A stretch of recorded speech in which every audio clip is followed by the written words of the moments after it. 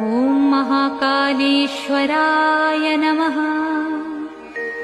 ॐ ओंकारेश्वराय नमः। ॐ वैद्यनाथाय नमः। ॐ भीमशंकराय नमः। ॐ रामेश्वराय नमः। ॐ नागेश्वराय नमः।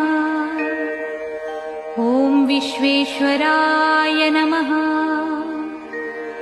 ॐ त्र्यंबकेश्वराय नमः। ॐ केदारेश्वराय नमः। ॐ भुस्मेश्वराय नमः। ॐ सोमनाथाय नमः। ॐ मल्लिकार्जुनाय नमः।